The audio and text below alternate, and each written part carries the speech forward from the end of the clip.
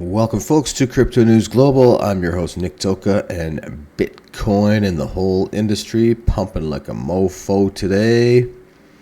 Long overdue, and hopefully it's just the beginning of good things to come in the near future for the industry. Bitcoin today breaks downtrend with spike toward 92,500, but who's behind the price momentum? We're going to dig into that. Bitcoin analysts target 95,000 as Trump's trade war cools. Do Bitcoin futures agree? Also, Bitcoin price prepares for a 70 to 80% gain as on-chain metrics and spot BTC and ETF inflows spike. We're going to go through our market watch, Bitcoin technical analysis, all this and so much more on today's show.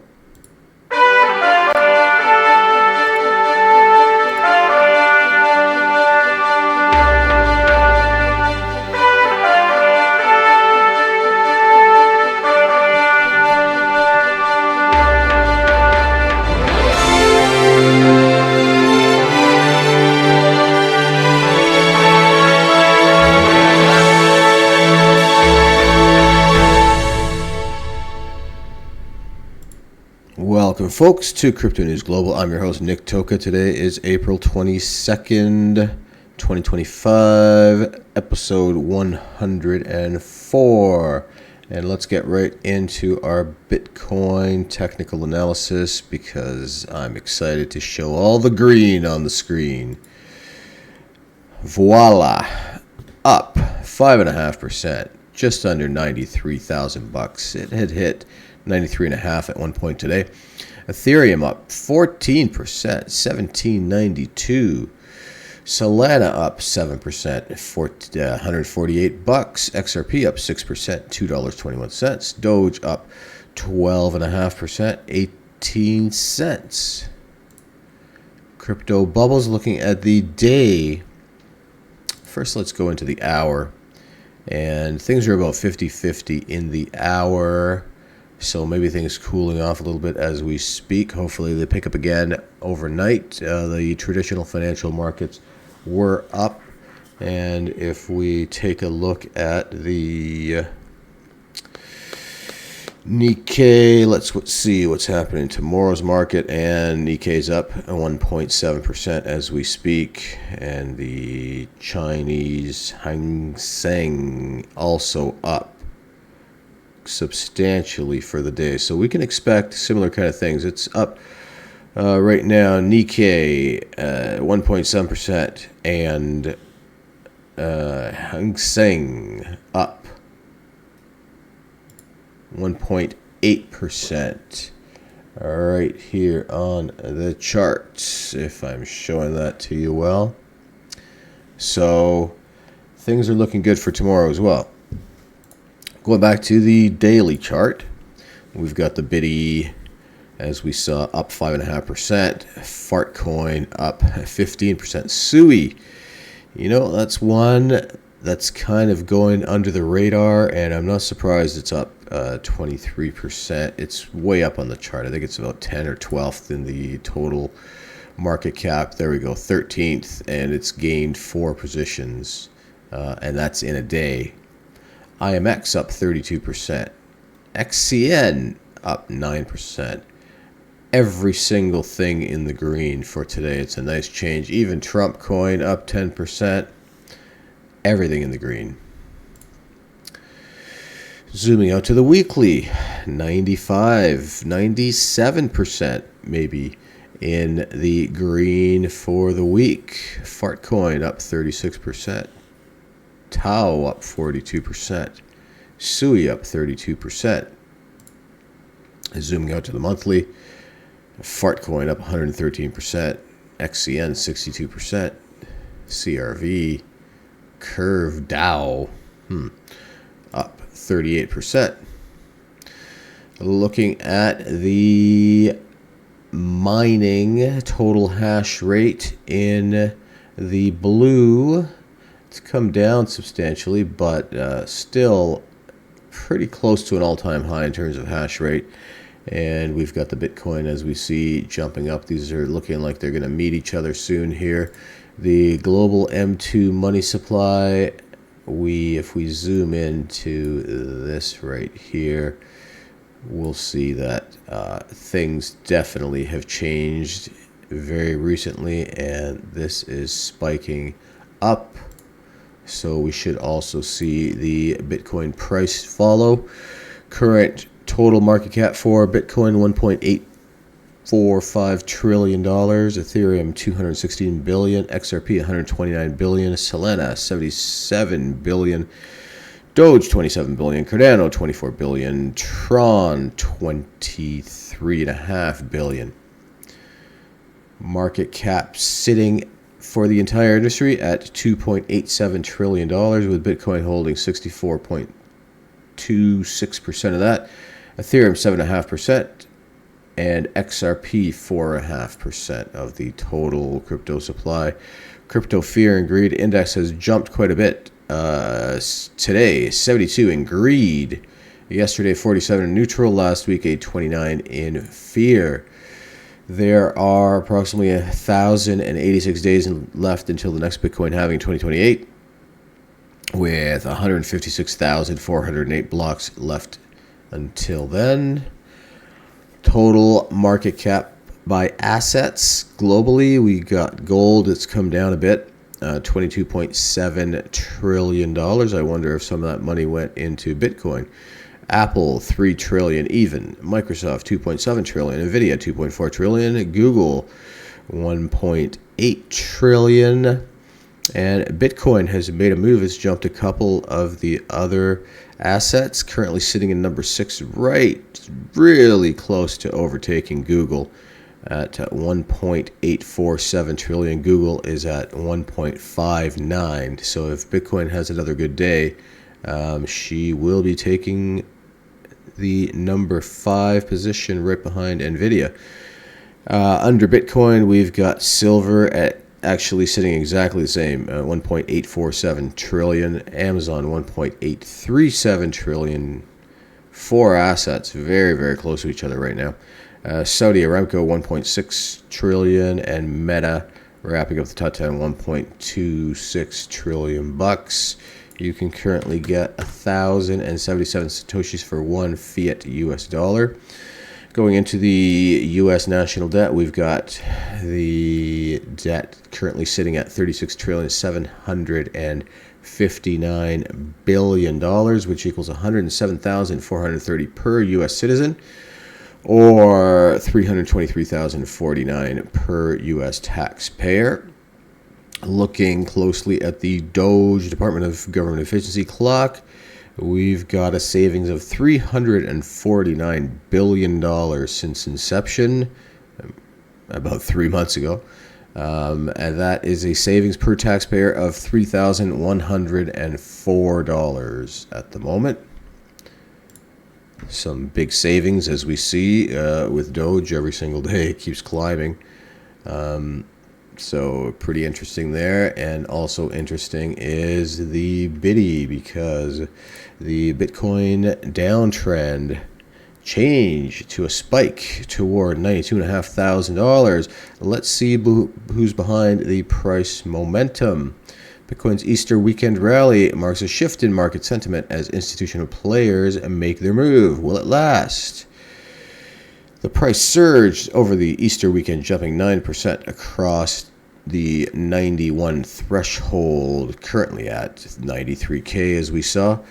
The strong performance diverged sharply from the stock market's lukewarm rebound and mirrored gold's bullish behavior, which briefly touched a new all-time high of $3,500.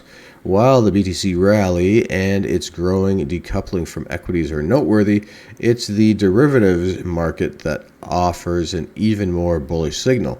According to the data from CoinGlass, Bitcoin open interest soared by 17%, reaching a 2-month high at 68.3. Open interest measures the total capital invested in Bitcoin derivatives, and such an uptick shows a growing bullish sentiment among traders. The market is currently in contango, a situation where futures prices, notably CME Bitcoin futures, are higher than the spot price. This typically occurs because investors anticipate rising prices and take advantage of a leveraged tools offered by exchanging, allowing them to gain greater exposure through futures than they could with direct spot purchases. This raises two questions: who is buying and why? Institutional interest reawakens, a key metric for understanding investor composition in the Coinbase Bitcoin Premium Index. It measures the percentage price difference between Bitcoin on Coinbase Pro and Binance. Since Coinbase Pro caters predominantly to US-based institutional investors, while Binance has a broader global retail audience, this premium can indicate where the buying pressure is coming from. While the first half of April showed strong retail dominance, April 21st and 22nd saw institutional demand kick in, with the Coinbase Premium rising to 0.16 per coin glass. Michael Saylor's strategy could be among those buyers. On April 21st, Ms. Saylor announced the acquisition of 6,556 more Bitcoin for approximately $555 million at an average price of $84,700 per coin. This brings MicroStrategy's total holdings to an eye-watering 538,200 Bitcoin, worth approximately $48.5 billion at current prices. On a smaller scale, Japan-based Metaplanet also added 330 Bitcoin to its treasury, pushing its total to 4855, the company's CEO announced on the same day. Meanwhile, investors who favor traditional financial instruments over direct Bitcoin holdings have also begun to renew their interest. According to the CoinGlass data on April 21st, Bitcoin ETFs recorded 381 million in inflows, a much-needed reversal after a prolonged period of heavy outflows. Since February, ETFs had suffered 33 days of net outflows versus just 21 days of inflows. While with outflows strongly dominating in volume, the recent reversal suggests renewed confidence, particularly from TradeFi-aligned investors. The dollar fades as Bitcoin rises. Yeah, we know all about this. Since tariff fears took grip of the market, institutional investors have kept Bitcoin and equities at arm's length, but something shifted over the Easter weekend. Crypto analyst Rect Capital noticed that Bitcoin has decisively broken out of its multi-month downtrend. Yeah, here it is on screen. Definitely a very slow burn, followed by a very sharp uptick. This is kind of how Bitcoin does it traditionally. Another more macroeconomic factor may be the increasing tension between U.S. President Donald Trump and the Fed Reserve Jerome Powell. Their growing rift, centered on concerns about inflationary pressure from tariffs and the Fed's reluctance to cut rates, has cast a shadow over the U.S. dollar. The U.S. dollar index, which tracks the dollar's value against a basket of currencies, has been in free fall since February, reaching lows last seen in 2022. Trump's public pressure on Powell and speculation that might attempt to remove him or other Fed officials is fueling anxiety over the Fed's independence, a foundational pillar of the U.S. financial system. The potential consequences of a falling dollar for the global economy are difficult to predict, but one thing is clear: Bitcoin stands poised to be a major beneficiary. A decentralized, censorship-resistant money governed solely by code with a fixed supply schedule, and no central authority to manipulate its issuance. A confidence in traditional monetary systems continues to erode. Bitcoin's narrative grows ever stronger. Yeah, so we've talked before about the debasement of the U.S. currency, and it seems that this is never going to stop. Every currency around the world continues to lose value, and certainly it's losing more value against the Bitcoin. And Bitcoin will continue to grow, and the fiat currencies will continue to lose their value due to money printing and debasement of each country's own currency. They're basically making everybody poorer and poorer every time they print more money, folks. So when it comes to the bitty, And gold on a lesser extent. Gold, there's about a 1.5% increase in the quantity of gold found every year. But, what's interesting with gold is what happens, I guess everybody's heard that they've got plans that who knows when, right? But with Elon at the helm, who knows, it might be sooner than later, to go land on an asteroid and mine all the gold off it. So, if the total gold supply suddenly doubles, then what's really gold worth, right? Whereas the Bitcoin, its algorithm is set, so it's never going to have more than 21 million Bitcoin no matter what. So we've got a 100% finite supply with the Bitty, and because of that, it really goes, there's only one way for it to go. It's a basic supply and demand. It is going to go up. Now, as we talked about yesterday, we're looking at the next phases of the Bitcoin, and this was before the pump. We timed it just perfectly, right? So Bitcoin was sitting at around, first 82, 83. First, before that, 77. Then sitting around 82 for quite some time. And we said it really needs to get, it went up to 88, and we said it needs to get over this 92 hump and stay there. And then the next step after that is going to be 95,000. And then the next step over that will be over 100,000. Once we get over 102, then the new price discovery all-time highs are definitely in play. And we've seen historically that this can happen in days. So let's hope that continues. Bitcoin analysts target 95,000 as Trump's trade war cools. Do Bitcoin futures agree? Bitcoin soars to 91.5, well, 93,000 as stock markets rebound. On hints of progress in Trump's trade war, are Bitcoin future traders drinking the same Kool-Aid? Yep, I think they're smoking the same ganja too. Bitcoin surged to a 45-day high above 93K. I wonder if it's more than a 45-day high since they printed this article. On April 22nd, upward movement coincided with gold reaching a new all-time high. The price gains reflect interests investors have over a potential economic recession amid ongoing global trade tensions. The tides are shifting, but does data support a Bitcoin rally above 95,000? In neutral markets, Bitcoin futures premium typically ranges between 5% and 10% to compensate for the longer settlement period. At present, the annualized premium stands at 6%, which is not considered particularly bullish, even though Bitcoin appreciated by $6,800 between April 20 and 22nd. Some analysts interpret this as a sign that Bitcoin is beginning to decouple from the stock market. Yes, we want this decoupling, although the stock market, when it opened, maybe it followed the Bitty, right? Because the stock market's been closed for days for Easter weekend, but Bitcoin has been running 24 hours a day. Traders, PTSD could emerge around Bitcoin's $90,000 zone. Part of the skepticism among traders stems from Bitcoin repeated inability to sustain levels above 90,000 in early March. For example, Bitcoin tested the 95,000 mark on March 3rd, only to fall to 81,000 the following day.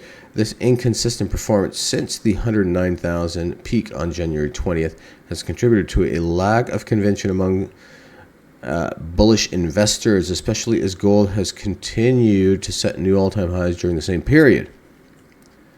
Currently, Bitcoin is trading at 16% below its all-time high, a figure that closely mirrors S&P 500's decline of 14.5%. This suggests that the recent era of excessive risk-taking may be behind us. Notably, even at its lowest point below 75,000, Bitcoin's 32% drawdown was less severe than those experienced by Nvidia, Amazon, Facebook, and Tesla.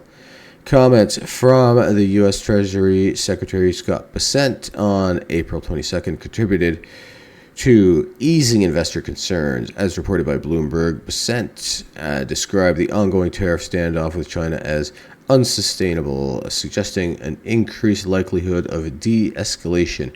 In contrast, U.S. President Donald Trump took to social media to assert that the U.S. Federal Reserve Jerome Powell is hindering economic growth by not reducing interest rates. We just talked about that. Bitcoin's gains contrast with investors' shift to government bonds. Yeah, they're shifting away from government bonds is what's happening here. Regardless of where the blame lies for the subdued economic growth in the United States, demand for short-term U.S. Treasury has risen, as evidenced by the yield on the 2-year note declining to 3.8% from 4% a month earlier. Essentially, investors are accepting lower returns in exchange for the perceived safety of government bonds.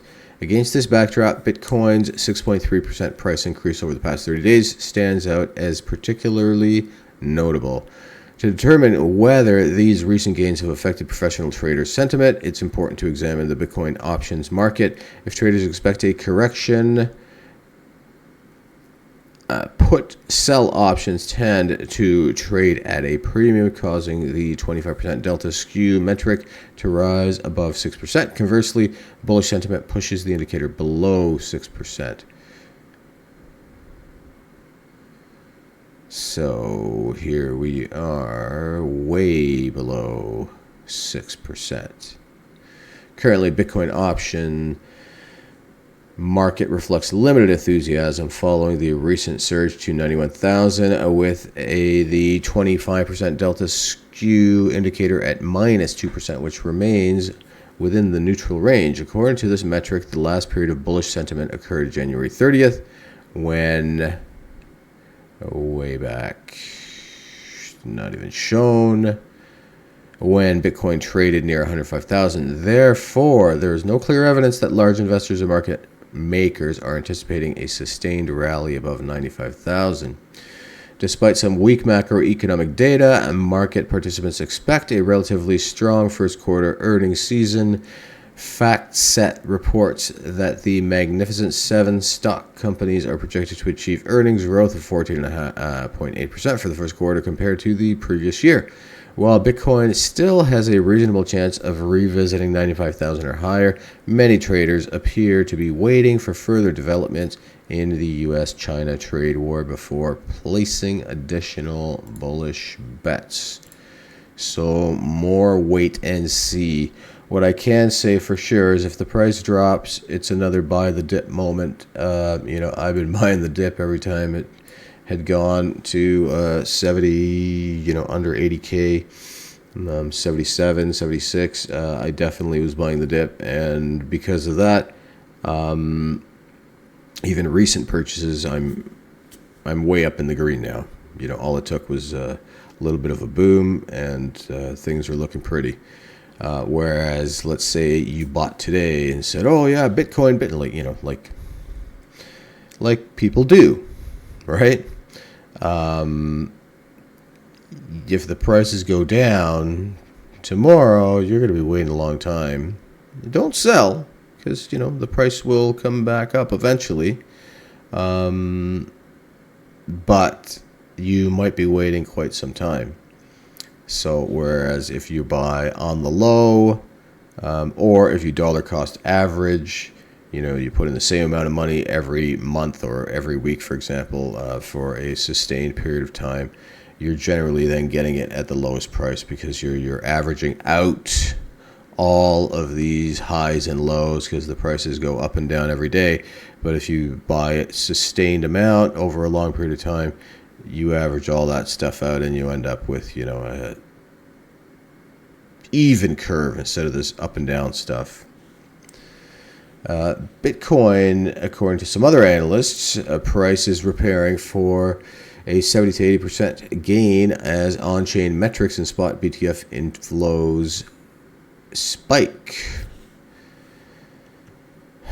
Bitcoin bulls return as Bitcoin price reclaims the $90,000 level, leading one analyst to predict an 80% gain from here.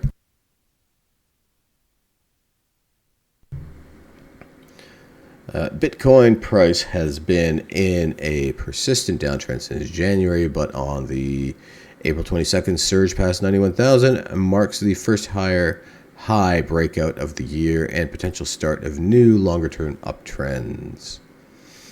The higher high pattern occurred after Bitcoin moved above its previous lower high and resistance at 88,500, but the real factor that will keep price afloat is buying volumes in various cohorts of the Bitcoin market. The U.S. spot Bitcoin ETFs recorded total net inflows of $381 million on April 21st, levels not seen since January 30th. And here is the chart it does go all the way back to January 30th over here. Daily inflows, there were quite a few outflows for quite some time there until we've gotten now again to this point in time where we're at right now.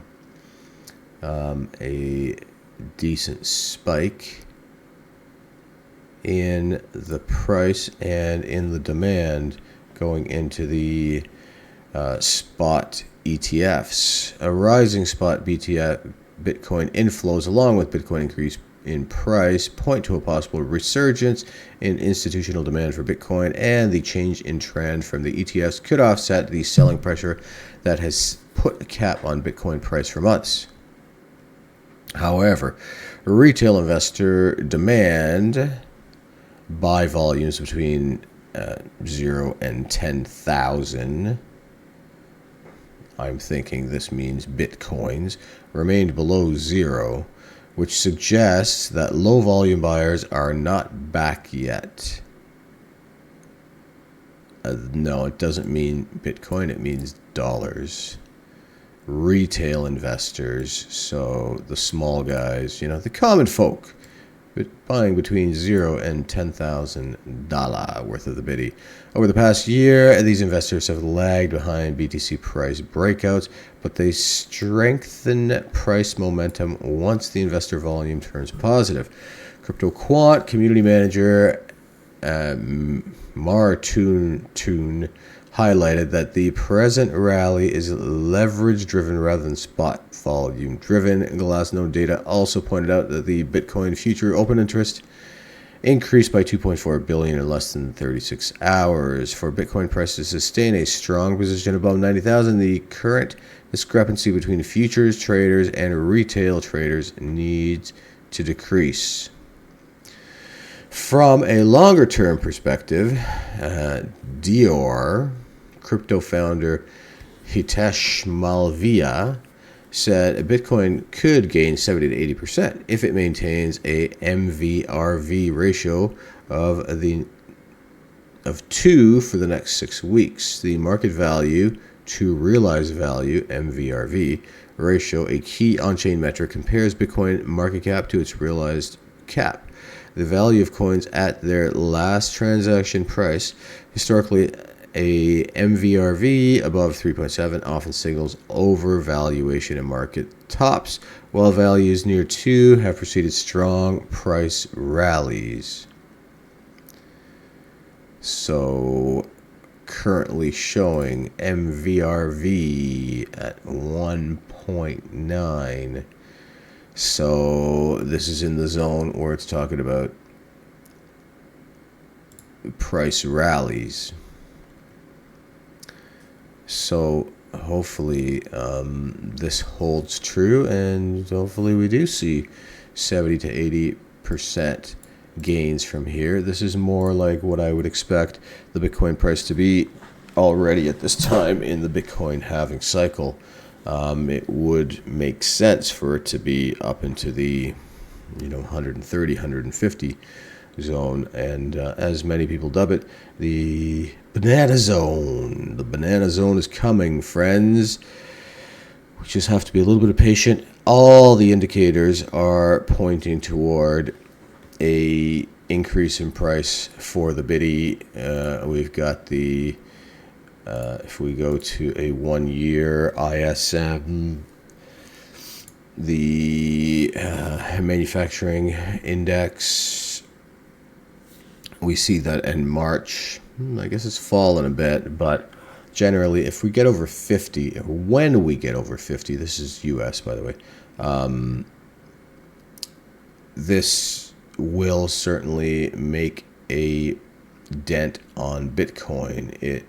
Bitcoin follows this closely, and if we go historically, we can see pretty closely that the BITI and the ISM manufacturing index follow each other. So let's go with the halving event. So here we've got 2016, the year after the halving, 2017, and the cycle peak was around November of 2017, and here we see the ISM also peaking pretty much around November of 2017. Let's go to the next halving after that in 2020.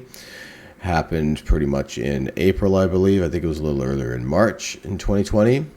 And again, the year after the halving is always traditionally, historically been at the cycle peak. So here we have the year after the halving, 2021, and the cycle peak price was again right at the end of October, which brings us right about here. So we see that the BITI definitely follows this, and I do expect that this little downtrend here, shown by this graph, will definitely turn, and it's going to then pump up, and the Bitcoin will follow. When we go into the M2 money supply, we already looked at this earlier. We also see that, if we zoom in a bit, we see that currently the M2 global money supply, and this is from 21 central banks around the world, will and already is starting to spike. So again, Bitcoin follows this so closely. We've gone through this before. Check out how closely the BITI, the Bitcoin is in white and the M2 money supply is in pink. So check out for all the way from 2013 here how closely they follow each other. So another indicator for the BITI, and we've mentioned many times that so here's the M2, so the money supply around the world is on the way up. When that goes up, the BITI will also go up. We know that the states are going to start printing more money, I should say. We know that the EU has already said they're going to print over €1 trillion.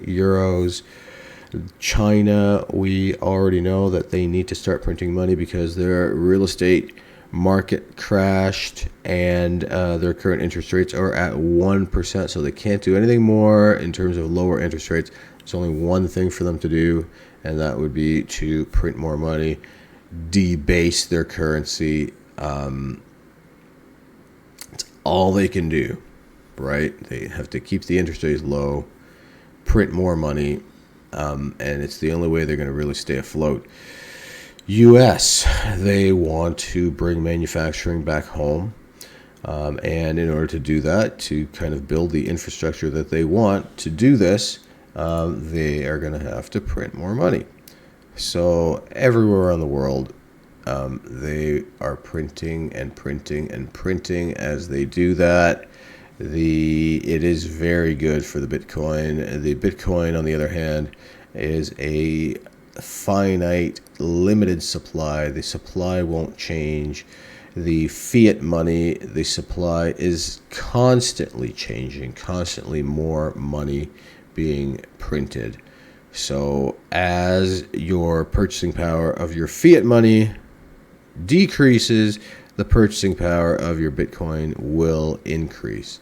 So that's a good way to look at it. I've mentioned this previously. So if, for example, Bitcoin was, we'll call it $100,000 just for ease of math, and the, let's say it's $100,000 today, and the total money supply doubles, the M2 money supply doubles.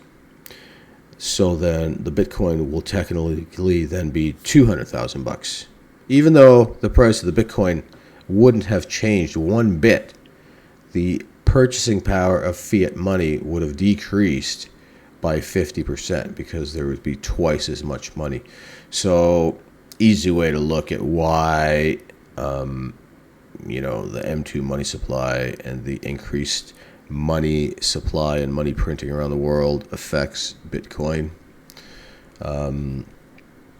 Lots of money out there, folks. We keep saying this. There is over $900 trillion of assets around the world. So go out there and get yours. Money is abundant. It's time that's scarce. So do spend your time wisely. Spend less money than what you earn. If you suddenly start making more money, start saving more money. Don't just start spending more money. And start saving, investing when you're young. And ideally, you can retire when you're 40 or 45 in your prime. If you've got a great idea, jump on it. Start with your great idea today. And things will slowly come together. Even if you're not ready, start with your idea, and you'll be surprised at where you can bring this thing, and you'll feel the satisfaction that you at least tried, even if it doesn't work out for you. I'm on a path to have over 500 subscribers this year, and folks, it would be great if you join me on this ride. If you enjoy what you hear and see, please do share, like, comment, and subscribe to this video, and we will see you on the next stream. Folks, thanks so much for joining.